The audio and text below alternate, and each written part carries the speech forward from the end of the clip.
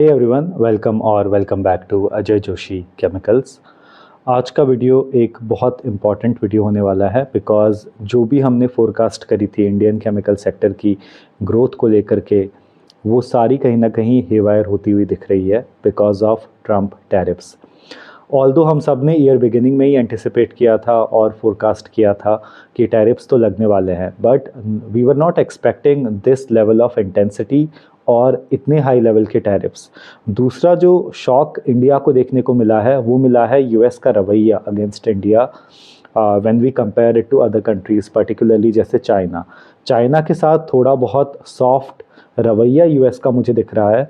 On the other side India के लिए तो कम्प्लीटली वो बुलिंग वाला एटीट्यूड है कि यू मस्ट बो डाउन, अदरवाइज हम और टैरिफ बढ़ा देंगे, ये कर देंगे, वो कर देंगे। सो इस वजह से ये किसी ने भी एंटिसिपेट, किसी ने भी अकाउंट नहीं किया था। ब्रोकरेज हाउसेस की रिपोर्ट आती रहती हैं, कंसल्टिंग फर्म्स की रिपोर्ट आती रहती हैं, बट उन सब में एक मुझे लगता है कि रियलिटी चेक बहुत ज़्यादा मिसिंग था। I have been extremely vocal about tariffs को लेकर के ईयर बिगिनिंग से ही। आप मेरे जैन फेब मार्च के अगर इंटरव्यूज़ देखेंगे तो मैं बार बार बोल रहा था कि we might get a shock, so we must prepare ourselves. इसीलिए मैं बार बार बोल रहा था कि जो companies make in India for India वाली है, डोमेस्टिक सेल्स में ज़्यादा एक्टिव है, वो अच्छा करेंगी इस साल, और उसी तरीके से चीज़ें पैन आउट भी हुई हैं। चाहे वो एग्रोकेमिकल कंपनीज़ हो, फर्टिलाइज़र कंपनीज़ हो, जो डोमेस्टिकली एक्टिव है उन्होंने काफ़ी अच्छा परफॉर्म करा है। आगे जा कर के भी वो अच्छा परफॉर्म करेंगी, टैरिफ्स और नो टैरिफ्स। मगर टैरिफ्स को लेकर के एक मेरा व्यू पॉइंट जिस पे काफ़ी ज़्यादा लोगों ने डिसएग्री किया था, वो था कि CRDMO के लिए, चाहे वो फार्मा हो चाहे वो एग्रो हो। देखिए, अब इतने ज़्यादा टैरिफ में आप खुद सोचिए, अगर आप यूएस के एक कंपनी हो, चाहे आप फार्मा कंपनी हो चाहे आप एग्रो कंपनी हो, would you be willing to work with a country जिसके लिए यूएस प्रेसिडेंट का इतना नेगेटिव रवैया है? आप कुछ दिनों के लिए, कुछ महीनों के लिए तो हॉल्ट करोगे ना चीज़ों को।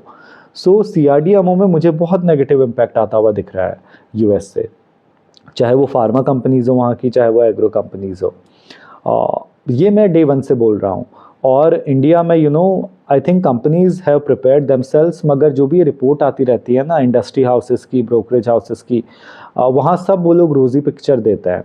अब कोई भी कंपनी का प्रमोटर या कोई भी कंपनी अपने बारे में जब बताती है ना, वो अपने बारे में नेगेटिव कभी नहीं बताएगी। ऑल्दो सबको पता है उनके वहाँ क्या चल रहा है। इट्स लाइक पेरेंट्स अपने बच्चों की बुराई नहीं करते हैं, अच्छा ही करते हैं, उनको पता है बच्चा कितना बेकार है। सो वही हाल इधर भी हुआ है। हर एक CRDMO कंपनी ने इतना अच्छा ग्रोथ गाइडेंस दिया, और अब आप हालत देखिए, 6 महीने में किसी के पास कोई नया कस्टमर नहीं आया है, और अब तो और भी ज़्यादा हालत ख़राब होने वाली है।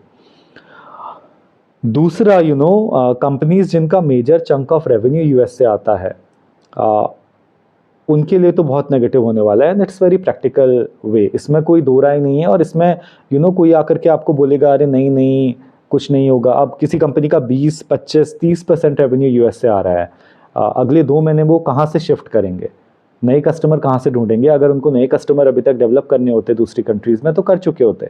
आप यूएस में अगर अपना प्रोडक्ट बेच रहे हो तो ऑलरेडी आपको तो दूसरी कंट्रीज़ में प्रेजेंट होना चाहिए था ना। सो ऐसा सब्सटीट्यूट भी नहीं है। अब कुछ प्रोडक्ट्स ऐसे हैं जिनका कंजम्पशन ही यूएस में ज़्यादा है, जैसे ऑयल एंड गैस केमिकल्स हो गए, एग्रोकेमिकल्स हो गए आपके। अब उनका कंजम्पशन ही यूएस में ज़्यादा होता है, तो आप उनको कहाँ बेचोगे? आप उनको सऊदी अरेबिया तो नहीं बेच सकते ना, वहाँ तो एग्रोकेमिकल्स नहीं जाता है। सो ये हमें समझना होगा। सो ये ब्लेटेंट एक झूठ बोलना कि टैरिफ्स से कुछ नहीं होगा, ऑल्दो हमारा यूएस एक्सपोजर ज़्यादा है, वो मुझे लगता है कि काफ़ी गलत है। तो आप सभी लोगों को ये चीज़ें आप अकाउंट कर लेनी चाहिए, फैक्टर इन कर लेनी चाहिए। बट जो कंपनीज इंसुलेटेड है इंडिया में, जो मैं बार बार बोल रहा हूँ, fertilizer companies, agrochemical companies, personal care chemical की companies, plus contract manufacturing companies which are non life science, agro और फार्मा में जो नहीं है, जैसे फ्लेवर एंड फ्रेग्रेंस में, क्योंकि उसका मार्केट यूरोप में है, and Europe because of their increased cost of production would continue to outsource. So जिस कंपनी के पाँव ना यूरोपियन मार्केट में है, दे वुड डू वेल, क्योंकि यूरोपियन यूनियन में भी अब स्लोली मार्केट पिकअप हो रहा है। कोविड के बाद और रशिया यूक्रेन के बाद उनकी इंडस्ट्री को जो सेटबैक लगा था 2022-23 में, तो फ्लैट टू नेगेटिव ग्रोथ थी वहाँ की। बट 24 सेकेंड हाफ में और 25 फर्स्ट हाफ में थोड़ा सा सुधार आया है। ऑल्दो कंपनीज़ वहाँ नहीं बना रही हैं बट आउटसोर्सिंग बहुत ज़्यादा बढ़ी है। सो यूरोपियन यूनियन में जिस कंपनी का अच्छा खासा प्रेजेंस है वो कंपनीज़ अच्छा करेंगी। तो हमें अभी क्लियर कट यही देखना है आगे इंडियन केमिकल सेक्टर में कि जो हम हमेशा से बोलते थे चाइना प्लस वन, अभी वो यूएस इंडिया के साथ करने वाला है, इंडिया प्लस वन। अब इंडिया के सब्सटीट्यूट में this is again my hunch, मुझे लगता है कि US would go back to China. मुझे नहीं लगता है कि यूएस चाइना की डीकपलिंग होगी। आई मे बी ग्रोसली रॉन्ग और मैं चाहता हूँ कि मैं गलत हूँ ताकि इंडिया के लिए एक मेजर विन हो, मगर जिस हिसाब से यूएस का अभी रवैया है, it has become so anti India. I don't know why it has happened. Somewhere मुझे लगता है कि इंडिया को जियोपॉलिटिकली यूएस थोड़ा वीक भी करना चाहता है, बट अब जो है वही है, we must accept the truth, that's the only way to go ahead. So Indian chemical sector के लिए आउटलुक यही रहेगा। Even the companies I am advising manufacturers, अभी जैसे काफ़ी मैं न्यू मैन्युफैक्चरर्स के साथ बात कर रहा हूँ जो केमिकल सेक्टर में एंट्री ले रहे हैं, तो मैं उनको पहले भी यही बोलता था कि वी मस्ट एंटर इनटू केमिस्ट्रीज़ जो हम इंडिया के लिए बनाएं, क्योंकि इंडिया में काफ़ी ज़्यादा केमिस्ट्रीज़ में हम नहीं हैं। अगर हम केमिकल्स की वैल्यू चेन देखेंगे, let's start from crude oil, natural gas, methanol net imported है। उसके बाद पेट्रोकेमिकल में कुछ बहुत हम लोग इंडिया में बनाते हैं, बेंजीन हो गया, इथिलीन हो गया, बट बाकी सब हम अभी भी इम्पोर्ट ही कर रहे हैं। देन उससे नीचे आते हैं कमोडिटी केमिकल में, उसमें भी सेम हाल है, एक या दो कंपनी ही बनाती हैं, जैसे फिनॉल हो गया हमारा, फिर ये एसीटोन हो गया, मेथनॉल हो गया, एक या दो कंपनीज़ ही बना रही हैं। बाकी companies commodity, bulk chemical, amines हो गया, एक या दो कंपनीज़ हैं, मोनोपोली या डिओपोली है, और ज़्यादा प्लेयर्स नहीं है इसमें। फिर स्पेशलिटीज़ में आते हैं, स्पेशलिटीज़ में थोड़ा बहुत इंडिया में ज़्यादा मैन्युफैक्चरर्स है, बट बहुत ही ज़्यादा फ्रैगमेंटेड है वो भी। सो काफ़ी ब्रोकन वैल्यू चेन्स हैं अभी हमारी। So it is good time to enter into chemistries where we are making in India for India.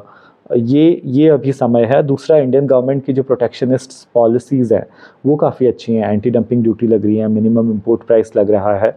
So I think जो ग्रोथ ड्राइवर होगा इंडियन केमिकल सेक्टर का, वो ये मेक इन इंडिया वाला ही होने वाला है। एक्सपोर्ट में तो बहुत चैलेंजेस रहेंगे।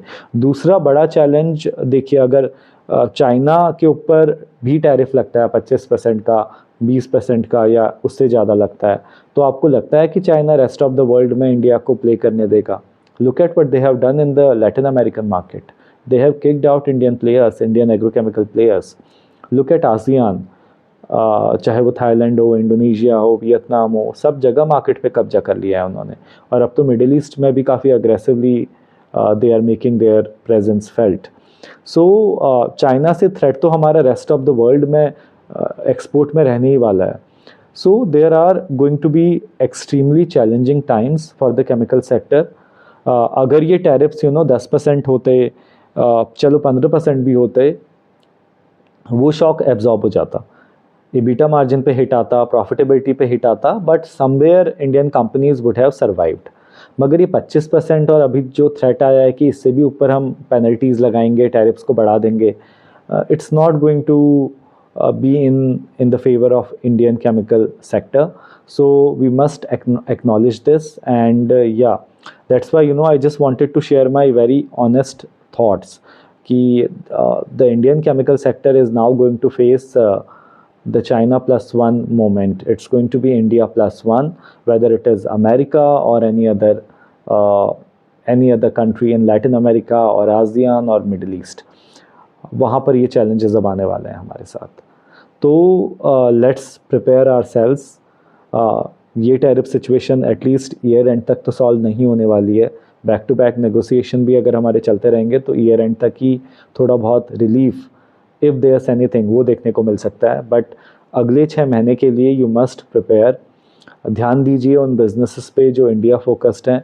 यूएस में एक्सपोजर वाले बिज़नेस के लिए तो देखिए बहुत सिंपल, इसमें आपको कोई इकोनॉमिक्स का ज्ञाता होने की भी ज़रूरत नहीं है. आप खुद सोचिए, जिसके घर में आपको बुलाते नहीं हैं आप वहाँ कैसे जाओगे?